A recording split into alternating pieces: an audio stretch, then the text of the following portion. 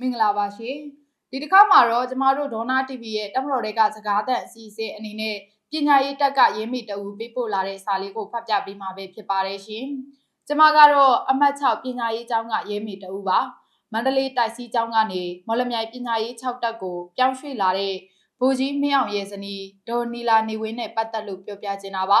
သူကတက်မှာကျောင်းအုပ်ကြီးအစ်စ်ရောက်လာကြတဲ့ကဖားပြီးနေရာယူပါတယ်သူ့ဘာသာနေရာလိုချင်လို့ဖားတာမပြောလို့ပါဘူးသူတစ်ပါးကိုထိခိုက်ပြီးဖားတာကတော့ကျန်တဲ့သူတွေဒုက္ခဖြစ်ပါတယ်။အရင်တိုက်စီးနှစ်တင်တန်းကျောင်းမန္တလေးတုန်းကလည်းမ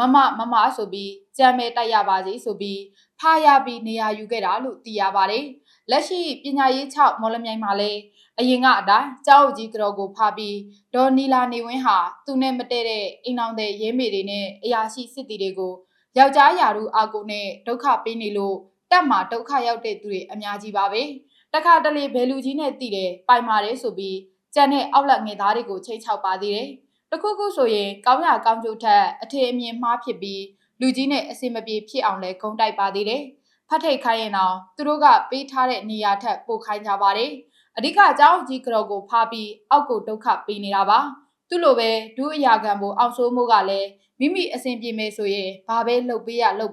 တဲ့အတွက်အပြင်မှာတိုက်နဲ့ခြံနဲ့တောင်ဖြစ်နေပါပြီ။ကျောင်းအုပ်ကြီးကလွဲရင်ဘယ်ကောင်းမှဂယုဆိုင်ဖို့မလိုဘူးလို့လည်းပြောဆိုခဲ့ပါသေးတယ်။တရေးဗိုလ်ကြီးလင်းထက်အောင်ကလည်းအလွန်ရိုင်းဆိုင်ပါတယ်။လောက်အားပေးကိုစနေနေ့မခိုင်းရရင်တနင်္ဂနွေနေ့နားတဲ့ရက်မှာခိုင်းပါတယ်။ခိုင်းချင်တာနဲ့ရိုင်းချင်တာကလွဲရင်မိသားစုတွေအတွက်အဆင်ပြေအောင်လည်းလုပ်မပေးပါဘူးရှင်။သူတို့အရာရှိတွေအကုန်အမြဲတမ်းပြောနေကြစကားရှိပါတယ်။ဒီတက်မှာငါတို့အရာရှိတွေအတိုင်ခံရလို့ပြဿနာတက်ရင်တခုခုကြောင့်အေးအေးယူခံရပြီဆိုရင်နောက်ထပ်တက်ပြောင်းစရာမလိုတော့ပဲပညာရေးတက်မှာပဲထာဝရနေရတော့မယ်လို့ပြောကြပါတယ်။အဲ့ဒီလိုဆိုရင်ကျမတို့ကအကြောင်းမရှိအကြောင်းရှာပြီးပြဿနာအဖြစ်ခံရမယ့်လူတွေလိုဖြစ်နေပါတယ်။နေပြည်တော်ကလာစစ်တုံးကတော့မှားခဲ့တာကအဆင်ပြေအောင်လုပ်ပေးကြပါလို့မှားခဲ့တာပါ။ဒါပေမဲ့အရာရှိတွေဟာတခုခုဆိုရင်နေပြည်တော်ကလာစစ်တဲ့လူကြီးနဲ့ပြောလိုက်ရင်ဘဝတွေကပါသွားမယ်လို့မကြာခဏချင်းချောက်ပြောဆိုလေရှိကြပါတယ်။အခုကတော့တက်တွင်းနေရလူပွဲကြီးရဲ့အတိုင်ခံရလို့ပြဿနာတက်ရင်